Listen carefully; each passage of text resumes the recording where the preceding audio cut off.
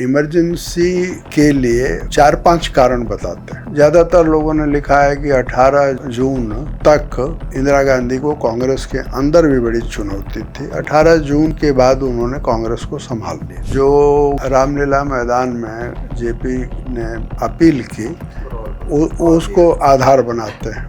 अब ये विद्वान लोग जेपी के उस भाषण को आधार बना करके और निष्कर्ष निकालते हैं कि इमरजेंसी के लिए इंदिरा गांधी जितनी जिम्मेदार थी उतनी जिम्मेदार जेपी भी थे। मैं मानता हूं कि इमरजेंसी लगी सिर्फ एक कारण से। 12 जून को जो फैसला आया उस फैसले की कोई उम्मीद नहीं कर रहा था, लेकिन एक व्यक्ति को उस फैसले की आशंका थी और वो थी खुद इंदिरा गांधी। तो अब इंदिरा गांधी के सामने 24 जून के फैसले के बाद दो रास्ते। एक रास्ता था लोकतांत्रिक, वो कांग्रेस पार्लियामेंट्री पार्टी की बैठक बुलाती और कहती कि आप अपना नेता चुन लीजिए। कई लोगों ने ये लिखा है कि इंदिरा गांधी 12 जून को इस्तीफा देना चाहते थे, उनका अपना मत है।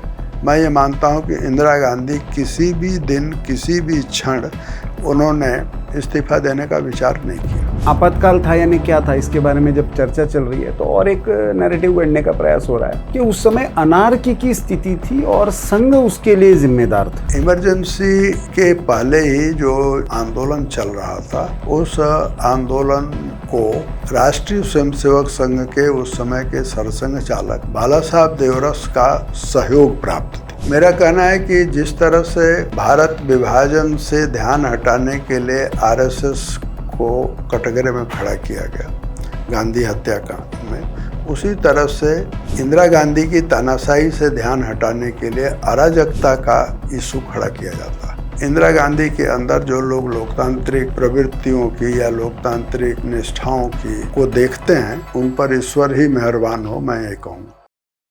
नमस्कार।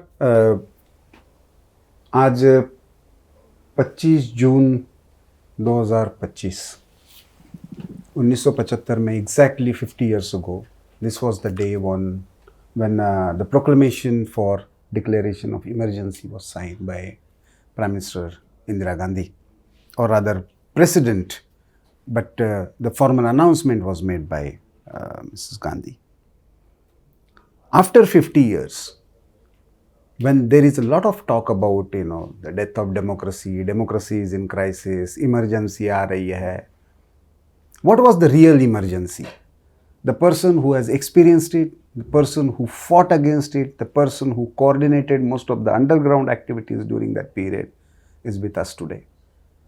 Shri Ram Bahadur Rai ji, a senior journalist and now president of IGNCA. नमस्कार राय साहब, बहुत बहुत धन्यवाद ऑर्गेनाइज़र को समय देने के लिए। तो सबसे पहले तो 50 वर्ष बाद उस समय के घटनाक्रम को आप कैसे देखते हैं? एक कार्यकर्ता के नाते आप उसमें थे, एक भूमिगत कार्यकर्ता के नाते आपने एक महत्वपूर्ण भूमिका उसमें निभाई थी, कैसे देखते हैं उसको? मैं उस समय विद्यार्थी परिषद का कार्यकर्ता था और उसके बाद से इमरजेंसी पर 3 या 4 बार साहित्य आया है। एक तो इमरजेंसी के तुरंत बाद आया, फिर खास करके 25 साल हुआ तब आया, 40 साल हुआ तो दूसरी बार आया, इस समय भी 2-3 किताबें आई। तो अपने अनुभव और अध्ययन के आधार पर मैं ये इस निष्कर्ष पर हूँ कि इमरजेंसी अनावश्यक थी, इमरजेंसी की ज़रूरत थी नहीं। इमरजेंसी के लिए जो बिपिन चंद्रा जैसे लोगों ने या और लोगों ने भी जिन जिन लोगों ने किताबें लिखी है, चाहे वो ज्ञान प्रकाश ने किताबें लिखी है या अभी एक इंदिरा गांधी पर जो किताब आई है राघवन की, इन सारी किताबों में एक समानता है और मैं उससे असहमत हूँ। समानता यह है कि वे इमरजेंसी के लिए 4-5 कारण बताते हैं। जैसे यह बताते हैं कि कांग्रेस के अंदर भी विद्रोह की स्थिति थी। ज़्यादातर लोगों ने लिखा है कि 18 जून तक इंदिरा गांधी को कांग्रेस के अंदर भी बड़ी चुनौती थी। 18 जून के बाद उन्होंने कांग्रेस को संभाल लिया। उसी तरह से दूसरा जो उससे भी बड़ा कारण लोग बताते हैं कि जो रामलीला मैदान में जेपी ने अपील की उसको आधार बनाते हैं। अब रामलीला मैदान की बात अगर हम आपको कहें, मेरा ख्याल है आपके ध्यान में भी होगा, पिछले दिनों हमने एक प्रभास जोशी के लेखों की किताब छापी। जी। उस किताब का शीर्षक है घंटी तो बजनी ही है। उस में एक लेख है जेपी आंदोलन की दुविधा। उस लेख के 2-3 पैरे बहुत महत्वपूर्ण हैं। उन्होंने लिखा है कि ये रामलीला मैदान में जेपी को लेकर हम लोग गए थे, यानी उस समय वो गांधी शांति प्रतिष्ठान से जुड़े हुए थे, प्रजानीति से जुड़े हुए थे। तो राधा कृष्ण जी, रामनाथ जी और प्रभास जी तीनों जेपी को रामलीला मैदान तक ले गए और सभा समाप्त होने के बाद तीनों लेकर के आए। उनको खाना वाना खिलाया। वो जब सोने के लिए चले गए तो अपने अपने ये लोग घर चले गए।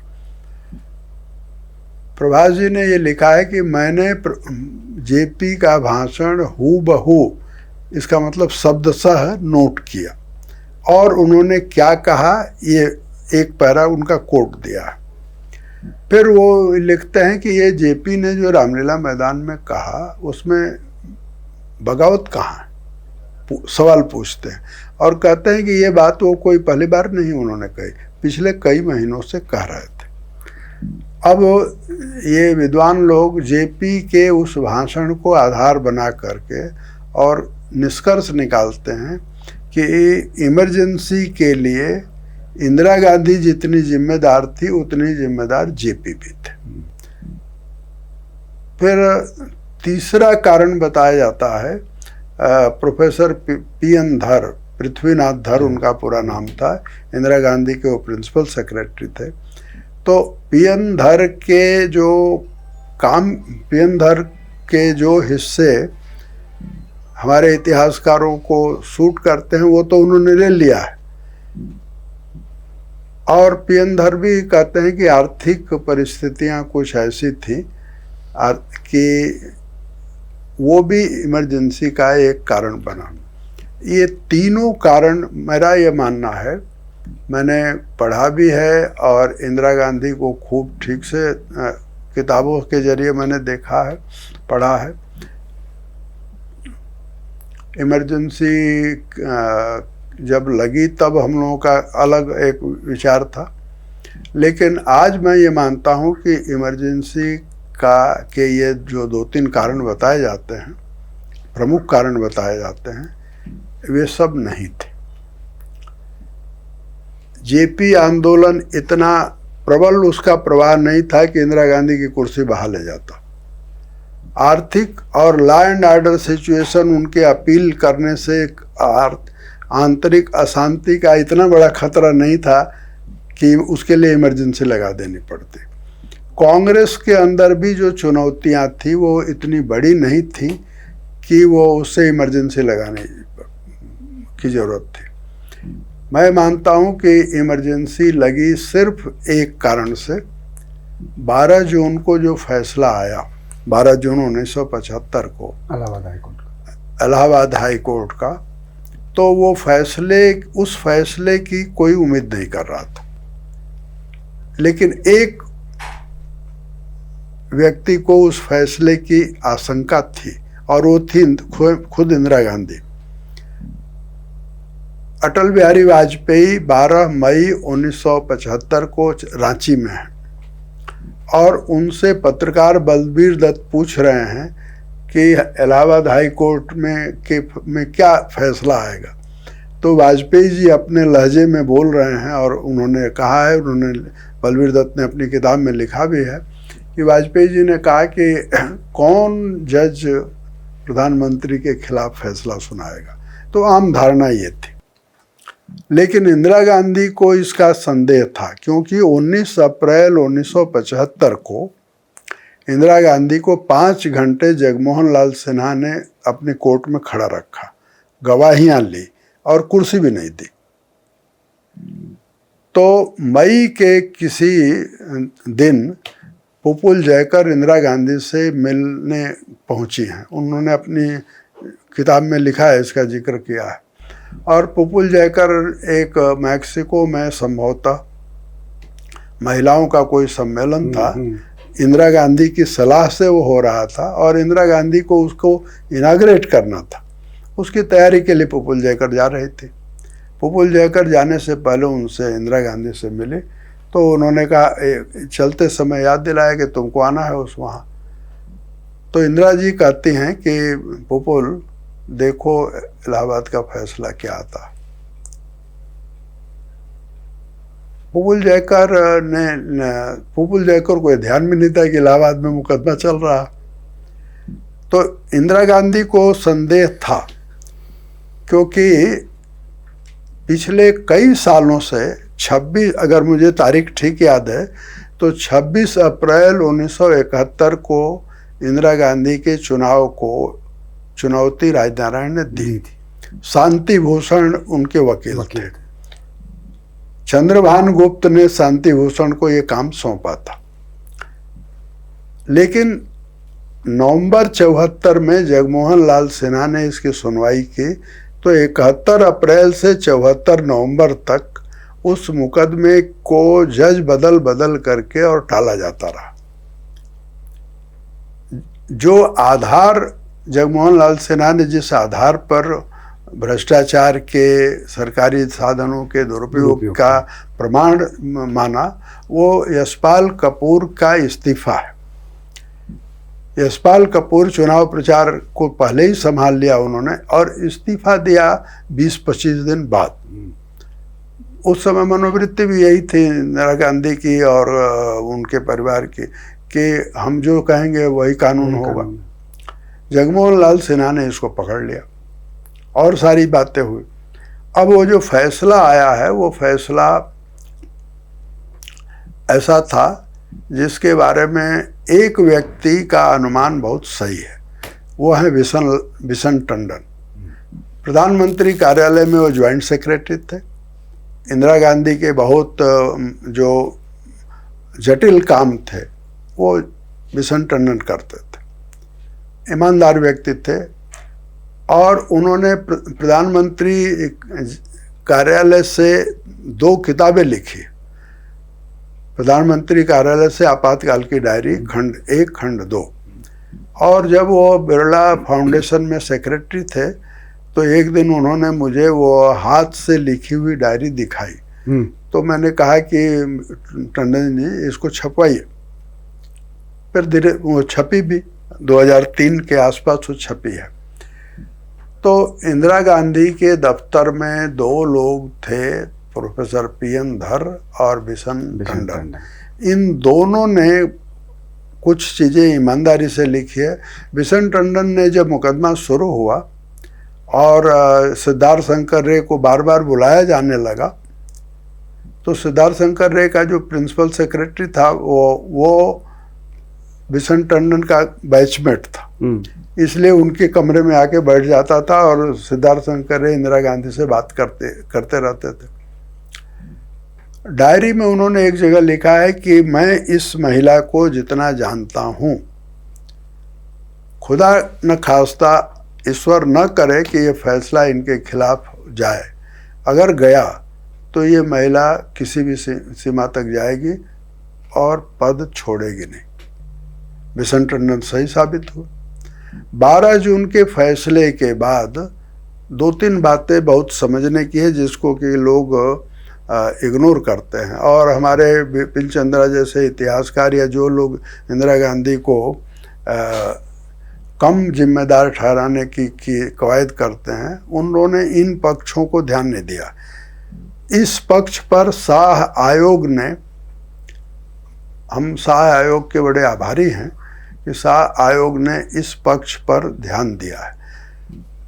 12 जून से 25 जून को प्रधानमंत्री इंदिरा गांधी के निवास की जो गतिविधियां थी उसकी उन्होंने जांच की है, उस पर गवाहियां ली है, और उन गवाहियों से ये तथ्य निकल कर आता है कि 10 जून से ही एक सफदरजंग रोड जहां इंदिरा गांधी रहती थी और एक अकबर रोड जो उनका निवास का कार्यालय था, उसके सामने एक चौक था। आज भी चौक है, लेकिन तब वो चौक जरा आबाद था और उसको गोल मेथी चौक कहते थे। उस समय के अखबारों की कतरन आप देखेंगे तो गोल मेथी चौक पर 10 जून को हरियाणा से, पश्चिम उत्तर प्रदेश से, राजस्थान से, दिल्ली से लोग आकर खड़े होना, इंदिरा गांधी के समर्थन में लोग खड़े हो रहे हैं। यानी 10 जून से इलाहाबाद हाई कोर्ट को डराने की कोशिश शुरू हो गई।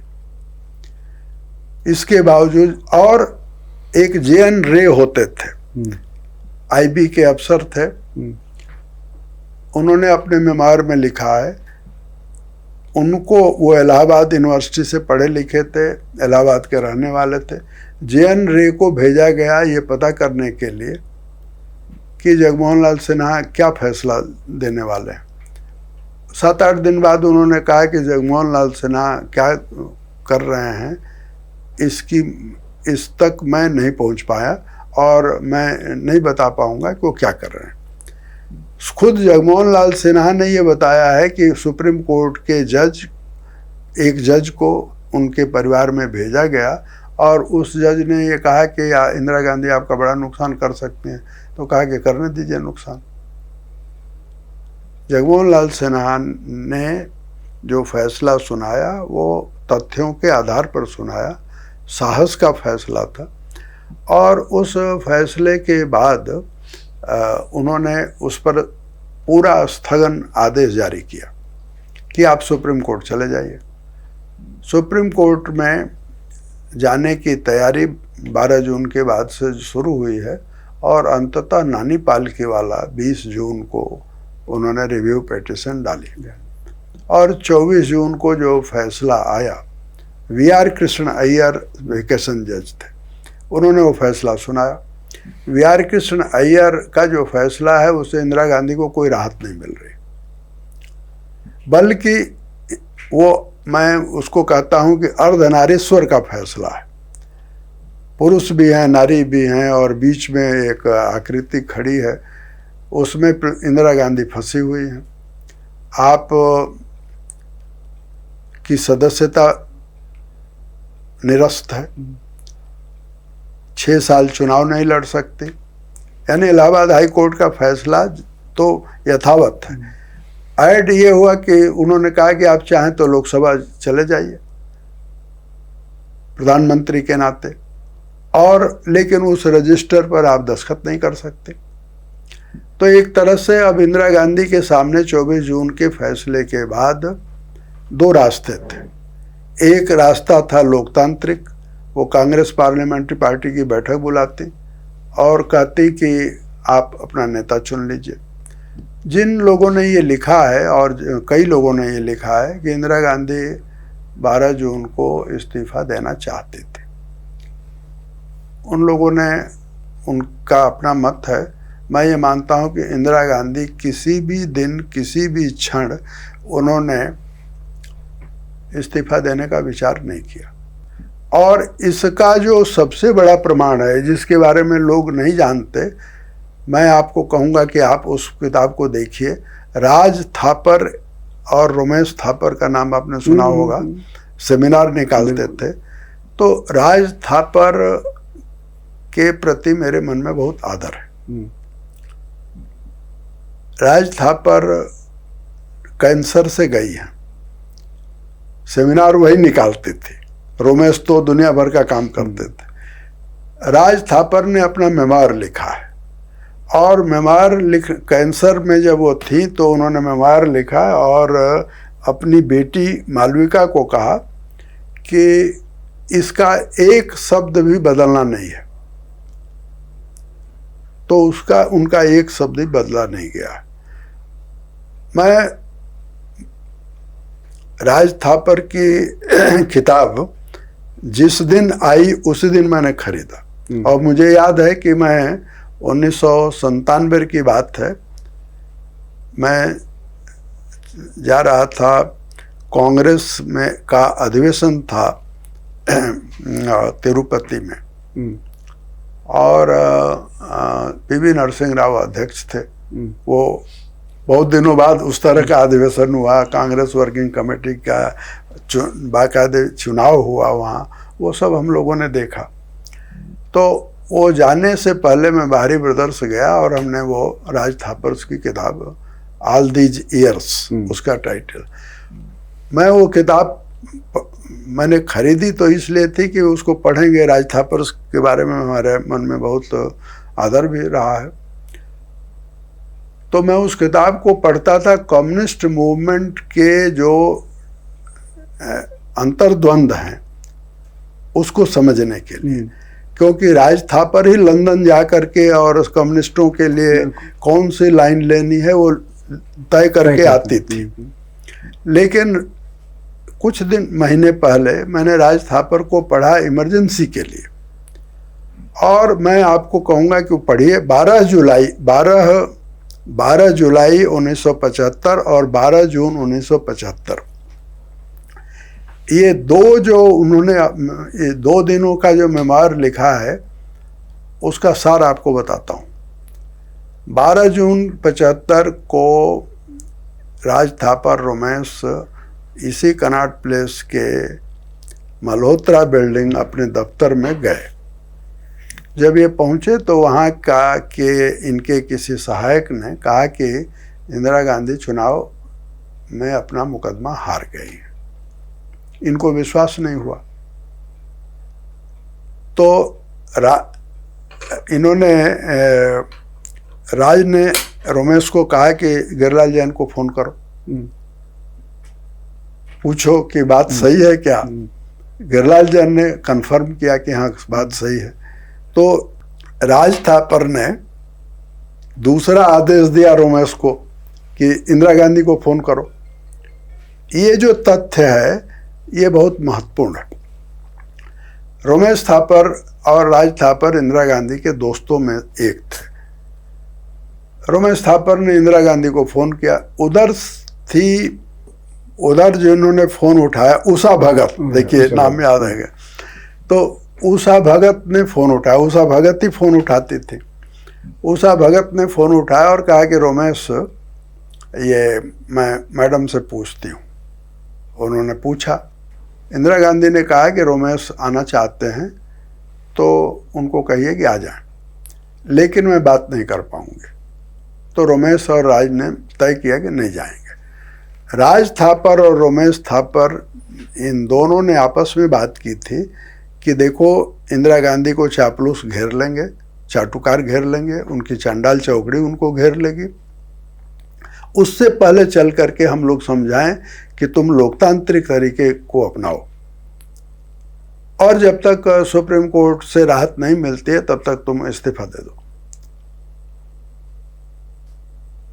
इंदिरा गांधी के मन में रोमेश थापर की क्या सलाह होगी ये मालूम था उनको, राज थापर उनको क्या सलाह देंगी ये उनको मालूम था, और इसलिए ये कहा कि रोमेश और राज आना चाहते हैं तो आए, मैं बात नहीं कर पाऊंगी। तो उनको तो बात करने के लिए जाना था, उनको तो समझाने के लिए जाना था, वो समझने के लिए पहले से ही उन्होंने मन बना लिया था। इसलिए ये कहना कि इंदिरा गांधी इस्तीफा देना चाहती थी ये वाहियात था। इंदिरा गांधी किसी भी कीमत पर प्रधानमंत्री पद छोड़ना नहीं चाहती थी, इसलिए जो पहला तरीका था उसको उन्होंने त्याग दिया था। दूसरा जो तरीका था कि, और 24 जून है ये, तो 25 जून की सुबह इंदिरा गांधी फखरुद्दीन अली अहमद से मिलने के लिए जाती हैं। शाह आयोग में सिद्धार्थ शंकर रे ने गवाही दी है कि जब हमारी गाड़ी विजय चौक तक पहुंची, विजय चौक को क्रॉस कर रही थी या विजय चौक पहुंची, तो इंदिरा गांधी ने मुझसे पूछा कि सिद्धार्थ ये बताओ, मंत्रिमंडल की बैठक बुलाए बगैर इमरजेंसी कैसे लगाई जा सकती। तो सिद्धार्थ कररे ने उनसे कहा कि मुझे समय दीजिए, फिर मैं बताता हूँ।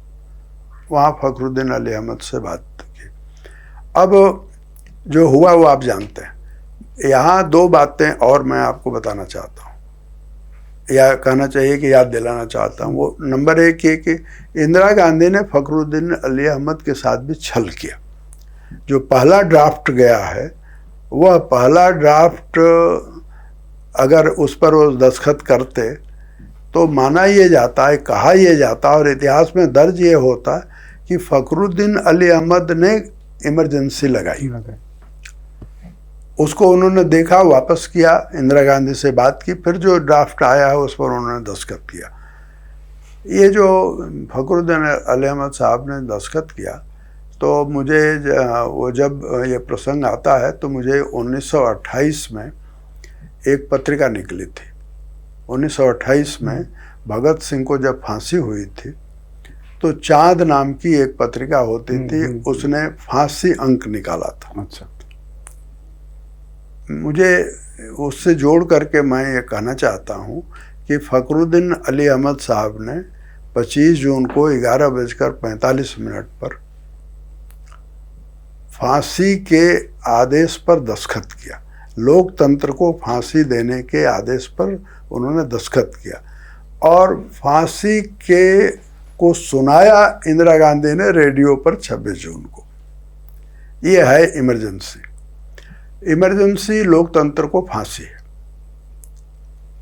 और इंदिरा गांधी के अंदर जो लोग लोकतांत्रिक प्रवृत्तियों की या लोकतांत्रिक निष्ठाओं की को देखते हैं, उनको उन पर ईश्वर ही मेहरबान हो, मैं ये कहूँगा। एक रैसब और एक अभी नैरेटिव, मतलब हर बार प्रयास होते हैं कुछ कुछ नया गढ़ने के। इस बार अभी हम देख रहे हैं जैसे 50 वर्ष और जैसे लोगों के मन में सही में आपातकाल था यानी क्या था, इसके बारे में जब चर्चा चल रही है, तो और एक नैरेटिव गढ़ने का प्रयास हो रहा है कि उस समय अनार्की की स्थिति थी और संघ उसके लिए जिम्मेदार था। ये भी एक अभी चर्चा में लाने का, क्या देखते हैं आप उस समय की संघ की भूमिका और जयप्रकाश जी के साथ के समन्वय, उस सारी प्रक्रिया को आपने बहुत करीब से देखा है? ये उस समय ओम मेहता थे स्टेट होम मिनिस्टर। ओम मेहता संजय गांधी के जो खास लोग थे उसमें से एक थे। ओम मेहता ने एक रिपोर्ट बनवाई थी जिसमें करीब 2500 हिंसक घटनाएं इमरजेंसी के दौरान हुई थी और वो रिपोर्ट वाजपेयी जी के पास भी आई थी। मुझे याद है कि मैं वाजपेयी जी के पास जब गया था तो उन्होंने कहा था कि ये एक रिपोर्ट है। मैंने कहा कि ये सब वाहियात है, आप ओम मेहता के उसमें मत पड़िए। देखिए, इमरजेंसी में कुछ हिंसक घटनाएं हुई हैं, इसमें दो राय नहीं, लेकिन वो महत्वपूर्ण नहीं है। महत्वपूर्ण यह है कि इमरजेंसी के 3 फेज हैं। नहीं, इमरजेंसी लागू होने से पहले की स्थिति में मैं आपको अराजकता, अनार्की की स्थिति आ गई थी। मैंने शुरू में भी कहा और फिर दोहराता हूँ कि इमरजेंसी के पहले कोई एनार्की की स्थिति नहीं थी। जब एनार्की की स्थिति थी इस देश में तब तो इमरजेंसी लगी नहीं। रामधारी सिंह दिनकर ने एनार्की पर 1906 दशक को एनार्की का दशक कह सकते हैं।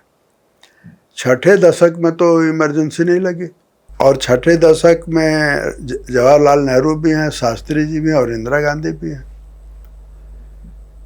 ये जो इमरजेंसी के लिए अराजकता की स्थिति थी तो कोई अराजकता की स्थिति नहीं थी। हाँ, इमरजेंसी के पहले ही जो आंदोलन चल रहा था उस आंदोलन को राष्ट्रीय स्वयंसेवक संघ के उस समय के सरसंघ चालक बाला साहब देवरस का सहयोग प्राप्त था और दिसंबर 74 में बाला साहब देवरस से जेपी की लंबी मुलाकात हुई, 2.5-3 घंटे की मुलाकात हुई। उस मुलाकात के बाद जब जेपी पटना आए थे तो एक संयुक्त मीटिंग होती थी, छात्र संघर्ष समिति और जन संघर्ष समिति की संयुक्त मीटिंग जेपी के साथ बीच बीच में होती थी। जब वो दिल्ली से वापस आए तो मुझे याद है कि हम लोग उस मीटिंग में थे। कर्पूरी जी ने ये सवाल पूछा कि जेपी, आपकी सुना है बाला साहब देवरत से लंबी बात हुई है। तो जेपी ने कहा कि कर्पूरी जी, मेरी लंबी बात हुई है और मैं बाला साहब देवरत से बहुत प्रभावित हूँ, ये भी कहा। और मेरे मन में जो संदेह आरएसएस को लेकर के थे अब वे नहीं है, और मैं ये मानता हूँ कि इस आंदोलन को अगर कोई गति देगा, शक्ति देगा और आधार देगा तो वो आरएसएस है। ये उन्होंने उस मीटिंग में कहा। उसमें कई बातें और भी कही उन्होंने। जेपी के बारे में चंद्रशेखर जी का एक विचार है जो उन्होंने लिखा भी है, कई जगह बोला भी है, कि जेपी जब लड़ने पर आमादा होते थे तब वो दुविधाओं से ऊपर हो जाते थे, जब विचार करते थे तो दुविधाओं में पड़ते थे। तो जेपी जब मैन ऑफ एक्शन की भूमिका में आते थे तो जेपी से कोई लड़ नहीं सकता था, और इंदिरा गांधी या कोई सत्ता भी नहीं लड़ सकती थी। 1942 में जेपी ने जो जिस क्रांतिकारी भूमिका में उन्होंने अपने को पाया और खड़ा किया, जेपी अकेले व्यक्ति हैं जिन्होंने 1942 से 2 साल पहले ही सत्याग्रह शुरू किया था, और 42 में वो हजारीबाग से बाहर आकर के फिर उन्होंने भूमिगत आंदोलन चलाया। वो जेपी 1974 में अपनी फिर से क्रांतिकारी भूमिका में आ गए थे। मेरा कहना है कि जिस तरह से भारत विभाजन से ध्यान हटाने के लिए आरएसएस को कटघरे में खड़ा किया गया गांधी हत्याकांड में, उसी तरह से इंदिरा गांधी की तानाशाही से ध्यान हटाने के लिए अराजकता का इशू खड़ा किया जाता है। सच बात यह है, मैं फिर से शाह आयोग की जांच रिपोर्ट का हवाला देता हूं। शाह आयोग ने अपनी जांच रिपोर्ट में बताया है कि अप्रैल से जून तक 3 महीने की जो आईबी की रिपोर्ट है गृह मंत्रालय में, उस रिपोर्ट में लॉ एंड ऑर्डर सुधरा हुआ है, महंगाई कम हुई है, और देश में किसी भी तरह के जो चल रहे आंदोलन हैं, जैसे रेल आंदोलन चल रहा था, जेपी आंदोलन चल रहा था, और छिटपुट जो आंदोलन चल रहे थे, उन आंदोलनों की रफ्तार में कमी आई है। ये आईबी की रिपोर्ट है। और इंदिरा गांधी के प्रधानमंत्री काल में उनके गृह मंत्रालय के खुफिया विभाग की आंतरिक रिपोर्ट है। अगर ये रिपोर्ट सच है तो अराजकता कहाँ है? इसलिए अराजकता तो बहुत भयानक स्थिति होती है, अशांति भी नहीं थी। देखिए, बिहार में आंदोलन था, जेपी के नेतृत्व के कारण वो आंदोलन चल रहा था, लेकिन बिहार के बगल में उत्तर प्रदेश में बड़ी रोचक स्थिति थी। कुछ लोग उत्साहित होकर के जेपी को ले आए थे लखनऊ। लखनऊ जब जेपी रेलवे स्टेशन पर पहुंचे तो जो कुछ लोग उनके स्वागत में खड़े थे, उन लोगों ने देखा कि उत्तर प्रदेश के मुख्यमंत्री हेमंत नंदन बहुगुणा में स्वागत में खड़े हैं। जेपी जब उतरे तो बहुगुणा ने जेपी को माला पहनाई और कहा कि आप हमारे राजकीय मेहमान हैं, और राजभवन ले गए उनको।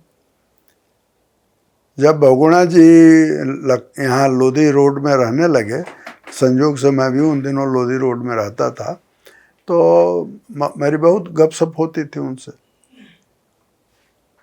तो मैंने बहुगुणा से पूछा कि आप ये बताइए कि ये उत्तर प्रदेश में आपने आंदोलन को बढ़ने से कैसे रोक दिया?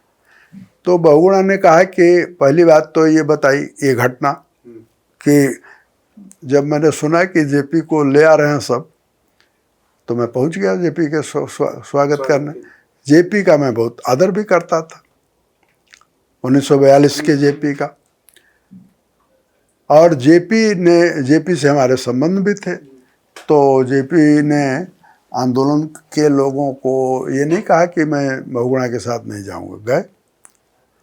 और दूसरा काम मैंने ये किया कि उत्तर प्रदेश के सभी एसपी और डीएम की मैंने बैठक बुलाई और उसमें हमने एक भाषण किया और कहा कि जेपी आंदोलन बिहार में चल रहा है, यहाँ भी कोशिश होगी। किसी भी छात्र को अगर एक लाठी लगेगी और जहाँ भी लगेगी, जिस पुलिस एसपी के एरिया में लगेगी, उसकी खैर नहीं है। और पूरे उत्तर प्रदेश में कोई आंदोलन नहीं हुआ। हाँ, इंदिरा गांधी राजस्थान में मोहनलाल सुखाड़िया से, गुजरात में चिमन भाई पटेल से, महाराष्ट्र में वीपी नाइक से और उत्तर प्रदेश में हेमवती नंदन बहुगुणा से और बिहार में अब्दुल गफूर से खौफ खाती थी। मैं आपको एक गफूर का किस्सा सुनाता हूँ। 1 नवंबर 1974 को इंदिरा गांधी और जेपी की भेंट हुई, सब लोग जानते हैं। कोई नहीं जानता कि 28-29 अक्टूबर 1974 को उमाशंकर दीक्षित ने अब्दुल गफूर को दिल्ली बुलाया था। गफूर आए दिल्ली। जब आए, उन्होंने सूचना दी कि मैं आ गया हूं, तो उमाशंकर दीक्षित गृह मंत्री थे। उन्होंने कहा कि नॉर्थ ब्लॉक आइए। नॉर्थ ब्लॉक गए। थोड़ी बहुत इधर उधर की बात होने के बाद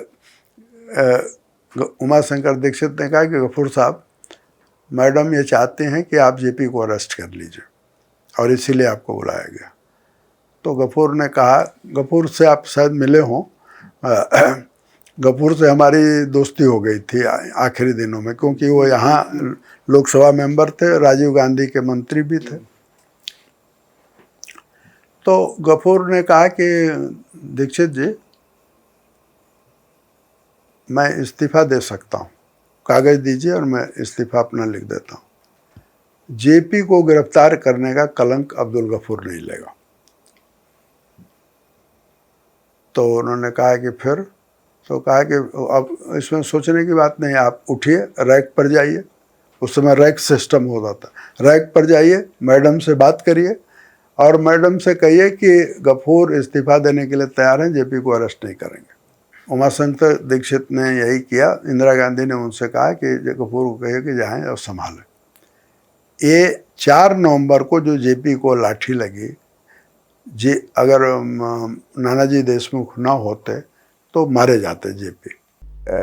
सो there are many interesting facets. बहुत सारी चीज़ें ऐसी है इमरजेंसी की जो राय साहब जैसे पुराने लोगों के अभी भी जहन में है और डेट और पूरे घटनाक्रम के साथ है। और आज जब 50 वर्ष के बाद हम जब रिविजिट कर रहे हैं, तो इन घटनाओं को और सही आपातकाल क्या था, क्या होता है और क्यों हुआ, ये समझना बहुत ज़रूरी है। तो ऑर्गेनाइज़र के साथ इसको देखने के लिए बहुत बहुत धन्यवाद। बहुत धन्यवाद राय साहब, आपने समय निकाला। और लेकिन ये चर्चा जारी रखेंगे। अभी तो हाँ, आपातकाल के 3 कालखंड आपके छूट गए हैं और क्या क्या उसमें हिंसक घटनाक्रम हुआ, उसको भी ज़रा एक बार